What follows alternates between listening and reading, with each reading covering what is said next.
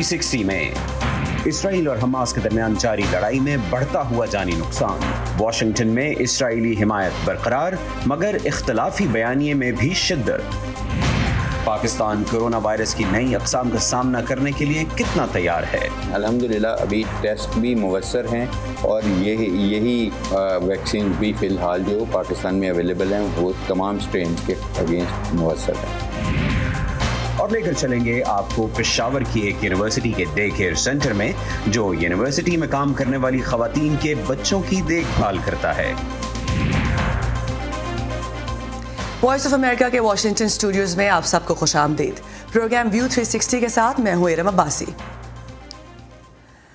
फ़लस्तीनियों की मज़ाहमती तंजीम हमास और इसराइल के दरमियान जारी लड़ाई दूसरे हफ्ते में दाखिल हो गई है और अब तक इस लड़ाई में कम अज़ कम 197 फ़लस्तीनी और 10 इसराइली शहरी हलाक हो चुके हैं। इसराइल के लड़ाका तैयारों ने पीर की सुबह एक मरतबा फिर गजा शहर के मुख्तलिफ इलाकों को निशाना बनाया। इसराइल के मुताबिक इसके हमलों का निशाना हमास के कमांडर्स के ज़ेरे इस्तेमाल सुरंगें और रिहायशी इमारतें हैं। दूसरी जानिब हमास की जानिब से इसराइल के रिहायशी इलाकों की जानिब रॉकेट दागे गए। इनमें से एक इतवार के रोज़ एक यहूदी इबादतगाह को लगा जिससे किसी के ज़ख्मी या हलाक होने की इत्तला नहीं। इतवार को सूरत हाल पर अक़वाम मुत्तहिदा की सलामती काउंसिल का हंगामी इजलास भी मुनक्किद हुआ जिसमें अरकान ने सूरत हाल पर सख्त तशवीश का इजहार किया। ताहम काउंसिल ने जंग ख़त्म कराने के लिए किसी अमली कार्रवाई का ऐलान नहीं किया। इजलास में इसराइल और फ़लस्तीन के नुमाइंदों को भी बोलने की दावत दी गई थी। दोनों नुमाइंदों ने एक दूसरे पर इल्ज़ामात का तबादला किया।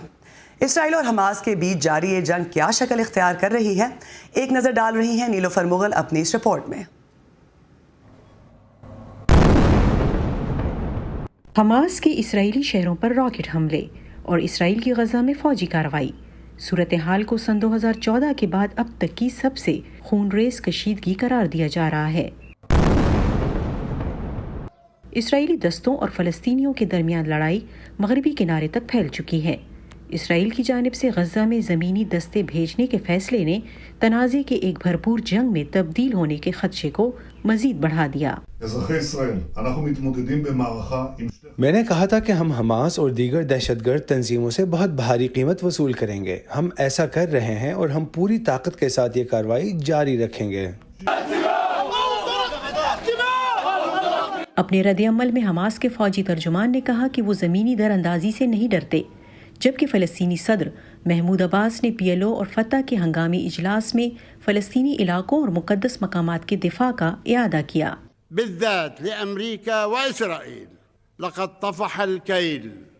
मैं अपनी तकरीर में ख़ास तौर पर अमरीका और इसराइल को मुखातिब करता हूँ।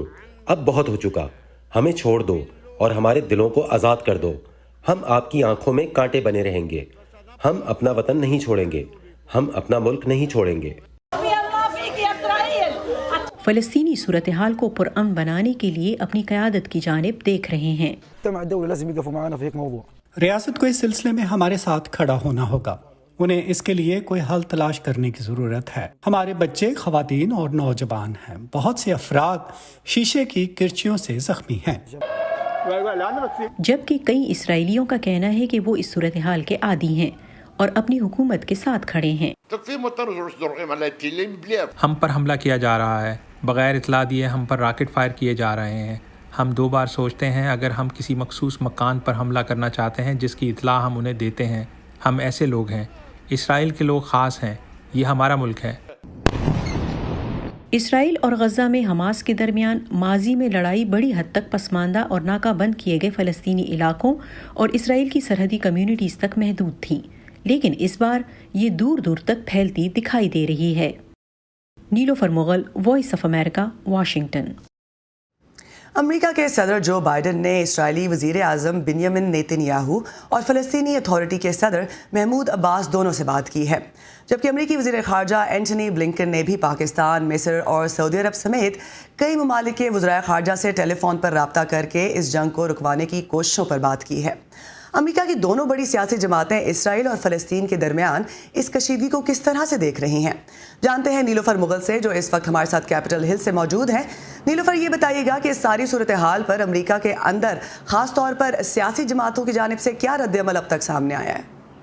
جی رم، امریکہ کے جو صدر بائیڈن ہیں انہوں نے اس اسرائیلی جو سرگرمیاں ہیں، جو کارروائیاں ہیں، ان پر براہ راست ان کی مذمت نہیں کی ہے، لیکن وائٹ ہاؤس کا کہنا ہے کہ اسرائیلی وزیر اعظم بنجامن نیتن یاہو سے جو ٹیلی فون پر گفتگو ہوئی ہے اس میں انہوں نے یہ کہا ہے کہ تمام دنیا میں جو اہل مذہب ہیں ان کے لیے مقدس سمجھے جانے والی جو جگہ ہے یروشلم، اسے امن کی جگہ ہونی چاہیے۔ اس کے علاوہ وائٹ ہاؤس نے یہ کہا ہے کہ حالیہ دنوں میں امریکی حکام نے فلسطینی، اسرائیل اور عرب ممالک کے رہنماؤں کو کم از کم 25 بار جو ہے ٹیلی فون کالز کیے ہیں، اور اس کے علاوہ امریکہ نے اپنے خصوصی نمائندہ بھی جنگ بندی کی کوششوں کے لیے اس وقت اسرائیل بھیجا ہے۔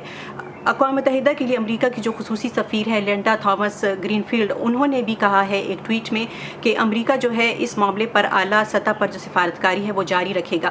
اگر ہم ڈیموکریٹس کی بات کریں تو ڈیموکریٹس جو ہیں وہ تقریباً سبھی ڈیموکریٹس اس بات پر متفق ہیں کہ اسرائیل کو اپنے دفاع کا جو حق ہے وہ حاصل ہے، لیکن کچھ ڈیموکریٹس جو ہیں وہ غزہ کی پٹی میں اسرائیلی فضائی حملوں کی مذمت کرتے ہیں۔ سینٹ کی خارجہ تعلقات کی کمیٹی کے جو چیئرمین ہیں رابرٹ مینڈیز، انہوں نے اپنی ایک ٹویٹ میں کہا ہے کہ حماس کی جانب سے جو راکٹ حملے ہیں ہم ان کی مذمت کرتے ہیں، کیونکہ دنیا کا کوئی بھی ملک جو ہے وہ اپنی آبادی پر اس طرح کے جو حملے ہیں وہ کبھی بھی برداشت نہیں کرے گا۔ لیکن کچھ جو ڈیموکریٹس ہیں وہ اگرچہ حماس کے راکٹ حملوں کی مذمت کرتے ہیں، لیکن ان کا یہ کہنا ہے کہ وہ جو اسرائیلی فضائی حملے ہیں وہ بھی قابل مذمت ہیں، اور امریکہ کو اس تشدد کے لیے ان کی مالی معاونت جو ہے وہ نہیں کرنی چاہیے۔ کم از کم 25 ڈیموکریٹ سے انہوں نے ایک خط لکھا ہے جس میں اینٹونی بلنکن کو یہ کہا گیا ہے کہ وہ فلسطینیوں کی بے دخلی کی جو ہے مذمت کرے۔ ریپبلکنز جو ہیں وہ بھی اس معاملے میں یک آواز ہے، ان کا یہ کہنا ہے کہ ان کی جو قیادت ہے یا جو تمام جو ریپبلکنز ہیں وہ اس وقت اسرائیل کے ساتھ کھڑے ہیں اور وہ اس معاملے میں اسرائیل کا ساتھ دیں گے۔ اور آپ کو یہ بتاتی چلوں کہ امریکہ اور کینیڈا میں بھی اس وقت مظاہرے ہو رہے ہیں، اور نیو یارک شہر میں جو مظاہرے ہوئے ہیں اس میں یہودی کمیونٹی نے بھی حصہ لیا ہے۔ نیلوفر، یہ بتائیے کہ اسرائیل کی جانب سے پالیسی اب تک امریکہ کی رہی کیا کوئی تبدیلی دکھائی دے رہی ہے؟ جی ارم، میں یہ بتاتی چلوں کہ جو امریکہ کی پالیسی رہی ہے گزشتہ کئی دہائیوں سے، ہم دیکھ رہے ہیں کہ جو اسرائیل کی حمایت ہے، اسرائیل کے لیے جو ایک آواز ہے، وہ کئی دہائیوں سے امریکی خارجہ پالیسی کا حصہ رہی ہے، اور بنیادی اصولوں میں وہ شامل ہے۔ امریکہ نے حال ہی میں اسرائیل کو جو ہے $4 ارب کی فوجی امداد دی ہے، اور مزید $8 ارب جو ہیں وہ مزید دینے کا وہ ارادہ رکھتا ہے، لیکن تجزیہ کاروں کا یہ کہنا ہے کہ حالیہ حمایت میں کمی ہوتی دکھائی دے رہی ہے، کچھ دراڑیں بھی پڑتی دکھائی دے رہی ہیں، کیونکہ ہم دیکھ رہے ہیں کہ جو حالیہ کشیدگی ہے، جو خونریز تصادم ہے، وہ 2014 کے بعد سے جو ہے بڑھتا جا رہا ہے۔ اور نیو یارک جو واشنگٹن پوسٹ ہے اس کو انٹرویو دیتے ہوئے یہاں پر ایک تھنک ٹینک ہے عرب امریکن انسٹیٹیوٹ، اس کے صدر ہیں جیمز زاگبی، انہوں نے کہا ہے کہ 40 سالوں سے وہ اسی ایشو پر جو ہے وہ کام کرتے آ رہے ہیں، لیکن انہوں نے فلسطینیوں کے لیے اتنی بڑی تعداد میں جو ہے حمایت نہیں دیکھی۔ نیلوفر مغل کیپٹل ہل سے ہمارا ساتھ دینے کے لیے بہت بہت شکریہ۔ دنیا بھر سے اہم خبروں اور دلچسپ معلومات کے لیے آئیے ہماری ویب سائٹ urduvoa.com پر۔ یہ سارا کانٹینٹ آپ کو ملے گا ہمارے سوشل میڈیا پلیٹ فارمز پر بھی، تو آئیے facebook.com/VOA اردو کے پیج پر، ٹویٹر پر ہمارا ہینڈل ہے @urduvoa۔ پاکستان میں حکام کا کہنا ہے کہ بھارت میں سامنے آنے والی کرونا وائرس کی نئی قسم کے پاکستان میں پھیلنے کے شواہد نہیں ملے، تاہم اس کا خطرہ برقرار ہے۔ کرونا وائرس ٹاسک فورس کے سربراہ ڈاکٹر عطاء الرحمان نے وائس آف امریکہ سے گفتگو میں کہا کہ یہ بات وثوق سے نہیں کی جا سکتی کہ انڈیا میں سامنے آنے والا ڈبل میوٹنٹ سٹرین پاکستان میں موجود نہیں، کیونکہ جنیاتی تحقیق اب تک محدود پیمانے پر کی گئی ہے۔ پاکستان میں اب تک کرونا وائرس کی کون سی نئی اقسام سامنے آ چکی ہیں، اور اس وقت جو ٹیسٹ اور ویکسین موجود ہے وہ کس حد تک مؤثر ہے؟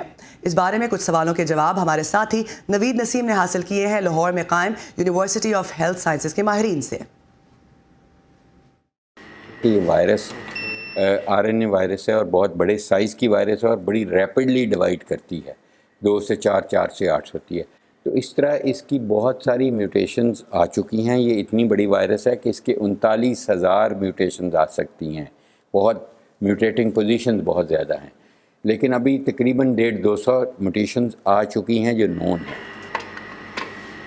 آج کل جو پاکستان میں جو ہم سن رہے ہیں سارا انفیکٹیوٹی ریٹ، اس کی موسٹ پروبیبل کاز یہی ہے کہ UK ویریئنٹ جو ہے وہ پاکستان میں جو ہے اس وقت سب سے زیادہ رپورٹ ہو رہا ہے. برازیلین کا یہ ہے کہ وہ انفیکٹیوٹی تو ہے ہی، لیکن ساتھ ساتھ اس کا یہ بھی سننے میں آیا کہ وہ as compare to earlier strains جو ہمارے اوریجنلی رپورٹ ہو رہے تھے ان کے مقابلے میں خطرناک بھی زیادہ ہے، اور زیادہ جو ہے وہ سیریس کمپلیکیشن سے لوگ رپورٹ ہوتے ہیں. ابھی جو ریسنٹلی پاکستان میں آئی B117 آئی جو UK سے آئی، اس کے بعد ساؤتھ افریقہ سے آیا 501Y اسٹین، پھر برازیلین اسٹین آ گیا، ٹھیک ہے. اور ابھی یہ خطرہ ہے کہ جو ڈبل میوٹنٹ اسٹین ہے انڈیا کا کہ وہ نہ آ جائے. اللہ نہ کرے کہ وہ آیا تو یہ اور زیادہ خرابی زیادہ بڑھ جائے گی. ڈفرینشیٹ بیسیکلی کرتے ہیں اس کی جینیٹک جو میک اپ کے اوپر، کیونکہ یہ ویریئنٹ ہے، اس کی آپس میں جینیٹک ایکسچینج ہوتا رہتا ہے، جس کی وجہ سے اس کی نئی نئی ٹائپس جو ہیں وہ رپورٹ ہو رہی ہیں. ان سب کی علامات ایک دوسرے سے زیادہ تر ایک جیسی ہیں، لیکن کچھ فرق ضرور ہے کہ پہلے یہ زیادہ بخار، کھانسی، گلا خراب اور ایک دم مریض سیریس ہوتا تھا. اب پہلے مریض ایک دم سیریس نہیں ہوتے، مریض دوسرے یا تیسرے ہفتے میں جا کے ان کی آکسیجن فال ہو جاتی ہے. تو اسی طرح جو بچے ہیں وہ بھی ایک دم وہ ٹھیک رہتے ہیں، لیکن دوسرے تیسرے ہفتے میں ان کو سانس کی تکلیف شروع ہوتی ہے. تو تھوڑا بہت علامات کا فرق ضرور آیا ہے، لیکن جنرلی علامات اسی طرح ہی ہیں 90%. ٹریٹمنٹ اس کا الٹیمیٹلی ٹریٹمنٹ تو یہی ہے کہ میس ویکسینیشن ہو جائے تاکہ پریونشن ہی اس کے ٹریٹمنٹ ہے. نمبر 2 ٹریٹمنٹ ڈپینڈ کرتا ہے نا، کسی ہوسٹ میں زیادہ سمٹمز آتے ہیں، کسی ہوسٹ میں یہ ایک دن کے فیور کے بعد بھی ختم ہو جاتا ہے. تو it is again supportive care ہے کہ جس کی ضرورت ہے، جس کا آکسیجن سیچوریشن لیول نیچے جا رہا ہے اس کو آبویسلی آکسیجن کی ضرورت ہے. ملٹیپل ٹریٹمنٹ رجیمز ہیں. اگر خدا نہ خواستہ بہت زیادہ میوٹیشنز آ گئیں تو پھر ڈیفینیٹلی ہمیں ٹیسٹ بھی نئے دریافت کرنے پڑیں گے اور ویکسینز بھی نئی دریافت کرنی پڑیں گی. لیکن الحمدللہ ابھی ٹیسٹ بھی موثر ہیں، یہی ٹیسٹ جو RT-PCR کر رہے ہیں ہم، اور یہی ویکسینز بھی فی الحال جو پاکستان میں اویلیبل ہیں وہ تمام سٹرینز کے اگینسٹ موثر ہیں. اگر امریکہ کا ذکر کریں تو یہاں 14 ملین سے زیادہ لوگوں کو ویکسین لگ چکی ہے. اب نوجوانوں اور بچوں پر فوکس ہے کہ انہیں ویکسین لگائی جائے. ویکسینیشن کی وجہ سے امریکہ میں اس سال کے آغاز کے مقابلے میں کرونا وائرس کی انفیکشن، ہسپتالوں میں داخل ہونے والوں اور اموات میں 70% سے زیادہ کی کمی واقع ہوئی ہے، جبکہ 18 سے 24 برس کے نوجوانوں میں اب ہلاکت کی شرح بڑھ گئی ہے. امراض سے بچاؤ کے وفاقی ادارے نے کرونا کے حوالے سے نئی احتیاطی تدابیر میں کہا ہے کہ جو لوگ ویکسین کی دونوں خوراکیں لے چکے ہیں انہیں ماسک پہننے یا سماجی دوری اپنانے کی ضرورت نہیں. تاہم پبلک ٹرانسپورٹ، ہسپتالوں، شیلٹر ہومز اور جیلوں میں اب بھی ماسک پہننا لازمی ہے. اگرچہ حکومت معمول کی زندگی کی جانب لوٹنے کے حوالے سے خاصی پر امید ہے، کچھ ماہرین صحت ابھی بھی احتیاط کا مشورہ دے رہے ہیں. اس معمول کی جانب لوٹنے کی راہ میں ابھی بھی کیا رکاوٹیں ہیں، اسی پر بات کرنے کے لیے اس وقت ہمارے ساتھ موجود ہیں ڈاکٹر سعد بن عمر، جو کہ ڈائریکٹر ہیں Yale institute for global health کے. Welcome to the show doctor صاحب. سب سے پہلے یہ بتائیے، اگرچہ انتہائی کم تعداد میں لیکن ویکسینیشن کے باوجود بھی کرونا کی بیماری کے کیسز سامنے آئے ہیں. آپ کے خیال میں جو لوگ ویکسین لگا چکے ہیں ان کے لیے ماسک نہ پہننا یا یہ اجازت مل جانا محفوظ ہے؟ جی بالکل. تو ہمیں جب یہ ویکسین جب آتھورائز ہوئی تھی تو اس وقت بہت زیادہ ثبوت موجود تھا اس بات کا کہ وہ خود پروٹیکٹ ہوتے ہیں کافی زیادہ مقدار میں، کافی زیادہ پروپورشن میں. یہ ہمیں شروع سے پتا تھا کہ دسمبر سے. اس کے بعد سے یہ چیز سامنے آنا شروع ہوئی نئی ریسرچ سے کہ وہ لوگ ٹرانسمٹ بھی کم کرتے ہیں. جو آپ یہ بات کہہ رہے ہیں جو جسے کہتے ہیں بریک تھرو کیسز، یعنی کہ اگر آپ کی 95% ایفیکیسی ہے ایک ویکسین کی، تو کچھ ولنریبلٹی ان کی 5% پھر بھی رہتی ہے، تو وہی کیسز سامنے آ رہے ہیں. وہ ایکسپیکٹڈ تھے، لیکن یہ بھی پتہ چل رہا ہے کہ وہ کیسز ان نارمل کیسز سے کم سیویئر ہیں. تو جو پروٹیکشن ہے ویکسین کی اس لحاظ سے کہ جو ہاسپٹلائزیشن اور اموات کے بارے میں وہ اور بھی کم ہے، اس کی پروبیبلٹی اور بھی کم ہے اور اس کی افادیت اس سے بھی زیادہ ہے جو نارمل ڈیزیز ہے. تو اس سب کو سامنے رکھتے ہوئے یہ فیصلہ کیا گیا ہے ریکمنڈیشن میں کہ جو لوگ خود ویکسینیٹڈ ہیں امریکہ میں، جو ویکسین استعمال ہو رہی ہیں جن پہ ریسرچ ہوئی ہے، یہ میں واضح کرتا چلوں کہ ہر ملک میں جو ویکسین استعمال ہو رہی ہے اس میں وہ سیکنڈری ریسرچ نہیں ہوئی. ان لوگوں کو یہ کہا گیا ہے کہ اب آپ ماسک کی ضرورت نہیں ہے، اگر آپ زیادہ تر سچویشن میں، کچھ سچویشن میں اب بھی کہا گیا ہے کہ ماسک کی ضرورت ہے. یہ بتائیے کہ دنیا میں مزید ویریئنٹس جو ہیں وہ ابھر رہے ہیں. اگر ہم بھارت کی بات کریں اور پھر وہ ویریئنٹ جو ہے ہمیں برطانیہ میں بھی دیکھنے کو ملا، تو امریکہ میں ماہرین صحت اس حوالے سے کتنے پریشان ہیں؟ یہ کنسرن کی بات ہے کہ جتنے بھی نئے ویریئنٹ سامنے آتے ہیں، لیکن ایک دو چیزیں مد نظر رکھنی چاہیے. وہ یہ ہے کہ پہلی بات یہ ہے کہ جو ویکسین استعمال ہو رہی ہیں، جو ٹیسٹ کی گئی ہیں ان ویریئنٹ کے مقابلے میں، تو یہ فی الحال یہ سامنے آ رہا ہے کہ یہ ویکسین کی افادیت خاص طور پہ ہاسپٹلائزیشن اور اموات کے مقابلے میں وہ بالکل ویسی ہی رہے گی یا تقریباً اتنی ہی رہے گی. تو یہ ابھی پھر بھی افیکٹو ہیں نئے ویریئنٹ کے سامنے. اور لیکن یہ ہر ویکسین کا تجربہ نئے ویریئنٹ کے لیے نہیں ہوا. یہ جو ویکسین امریکہ میں یوز ہو رہی ہیں، mRNA ویکسین اور ایک دو وائرل ویکٹر ویکسین، ان کو ان کے کانٹیکسٹ میں یہ تجربے ہوئے ہیں. یہ بتائیے ڈاکٹر صاحب کہ اب نوجوانوں پر فوکس ہے اور ابھی بھی ایک ایسی جسے کہتے ہیں لوٹ موجود ہے جو کہ ویکسین لگوانے سے یا تو گھبرا رہی ہے یا نہیں لگوانا چاہتی. یہ ہرڈ امیونٹی حاصل کرنے کی راہ میں کتنی بڑی رکاوٹ بن سکتا ہے؟ یہ بالکل رکاوٹ بن سکتا ہے. اور جو دو کنسرن ہیں. پہلی بات یہ ہے کہ جس طرح امریکہ میں، برطانیہ میں، ایسے ملکوں میں جہاں پہ ویکسین موجود ہے، اگر آپ کی پاپولیشن میں سے کچھ لوگ نہیں لگائیں گے تو یہ وائرس پھر بھی پھیلتا رہے گا. اور آپ کو یہ خدشہ ہے کہ ایسا ویریئنٹ اگر فیوچر میں، مستقبل میں سامنے آئے جو ویکسین سے ریزسٹنٹ ہو، تو پھر آپ کو پریشانی کا باعث بن سکتا ہے اور زیادہ. تو یہ ایک تو پہلی بات یہ ہے. دوسری بات یہ ہے کہ ماہرین یہاں پہ بھی اور دنیا بھر میں بھی جو ماہرین ہیں وہ یہ کہہ رہے ہیں کہ دنیا بھر میں، صرف امریکہ برطانیہ میں نہیں، پوری دنیا بھر میں ویکسینیشن کو بڑھانا چاہیے، سپلائی بڑھانا چاہیے، کیونکہ اس کا فائدہ نہ صرف ان ممالک میں ہے جن میں یہ بیماری آج کل پھیل رہی ہے، بلکہ اس لیے بھی اس کی افادیت یہ ہے کہ دنیا بھر کے لیے، امریکہ برطانیہ کے لیے بھی یہ اس بات کا فائدہ ہے کہ ویریئنٹ نہیں بڑھیں گے پھر تو ہر ایک کا خطرہ جو ہے وہ کم ہوگا. تو یہ دونوں چیزیں سامنے رکھنی چاہیے اور یہی چیز ماہرین کہہ رہے ہیں. ڈاکٹر سعد بن عمر ہمارا ساتھ دینے کے لیے بہت بہت شکریہ. ڈاکٹر سعد ڈائریکٹر ہیں Yale institute for global health کے. انٹرنیٹ نے راتوں رات بہت سے لوگوں کو بیٹھے بٹھائے مشہور کر دیا. چند لمحوں میں ہی وہ انٹرنیٹ سنسیشن بن گئے. پھر لگاتار انٹرویوز ہونے لگے، لیکن پھر اچانک بیشتر غائب ہو جاتے ہیں. سوشل میڈیا سنسیشن نے انہیں خواب دیکھنے تو سکھا دیے، لیکن پھر اس شہرت کی منزل کیا ہوتی ہے؟ یہی معلوم کرنے کی کوشش کی ہے ہماری ساتھی سمن خان نے. مکمل رپورٹ آپ کو آنے والے پروگرامز میں دکھائیں گے. ابھی دیکھتے ہیں اس کی ایک جھلک.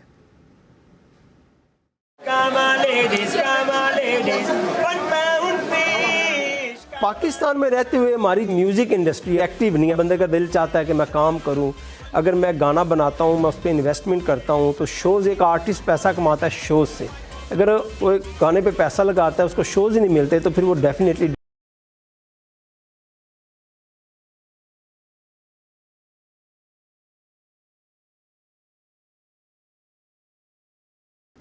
ایک ایسی دنیا میں جہاں اب خواتین بڑی تعداد میں ورک فورس میں شامل ہیں، کئی بار انہیں بچے کی پیدائش کے بعد ان کی دیکھ بھال کے لیے اپنی ملازمت چھوڑنی پڑتی ہے، جس وجہ سے کئی خواتین کا خواب اور کیریئر داؤ پر لگ جاتا ہے.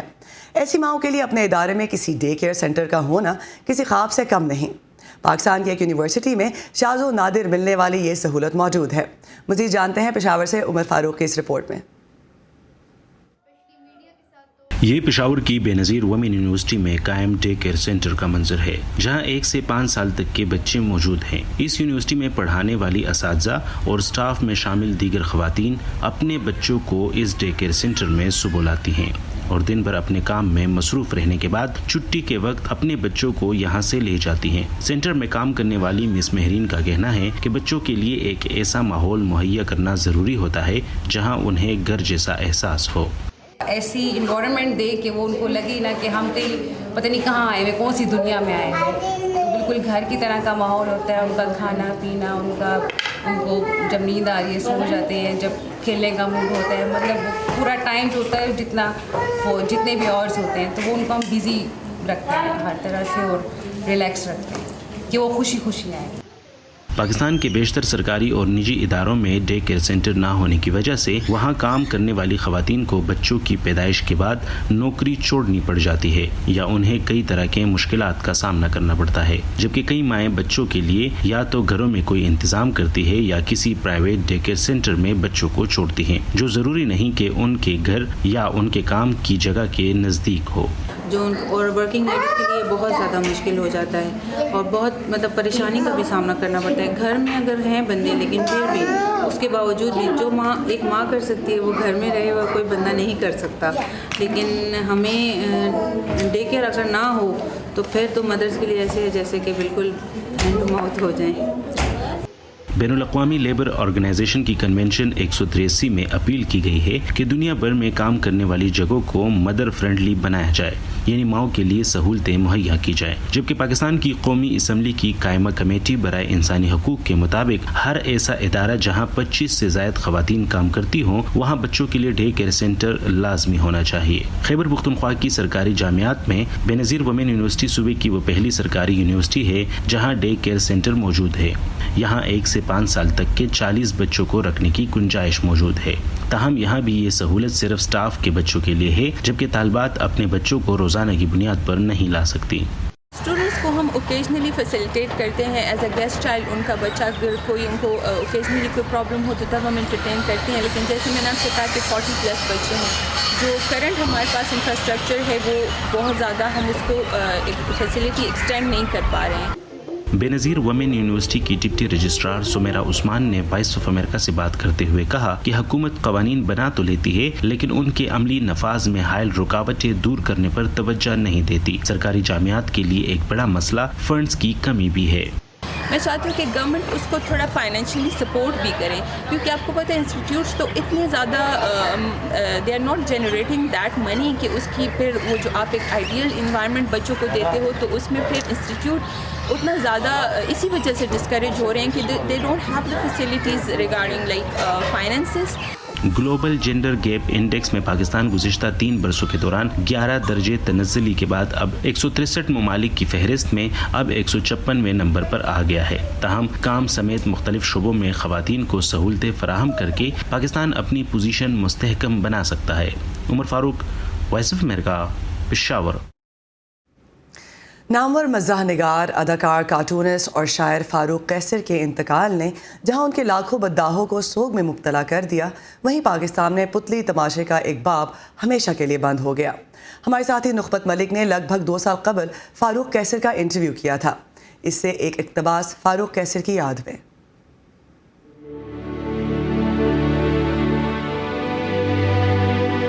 हमारा कोई प्रोग्राम बैन नहीं हुआ, हमारा कोई प्रोग्राम कभी कटा नहीं कि हम इनडायरेक्ट बात करते थे, लेकिन शाइस्तगी में बात करने का सलीका आना चाहिए आपको, सबसे बड़ी बात है, जो कि आजकल चैनल्स में मैं नहीं देखता, क्योंकि जो मर्ज़ी बोलते जाते हैं।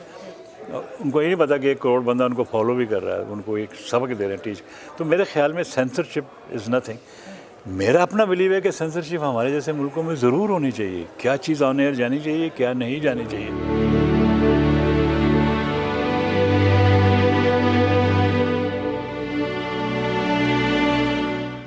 इसी पर ख़त्म करते हैं आज का व्यू 360 प्रोग्राम के बारे में फ़ीडबैक देने के लिए आप आ सकते हैं facebook.com/VOA उर्दू के पेज पर। इसके अलावा ट्विटर और इंस्टाग्राम पर हमारा हैंडल है @UrduVOA। इसी के साथ इरम अब्बासी को दीजिए इजाज़त। अमेरिका, जो मुल्क है ख्वाबों का, अपने ख्वाबों को हकीकत बनाने वालों का, अपनी इजाद से दुनिया बदलने वालों का,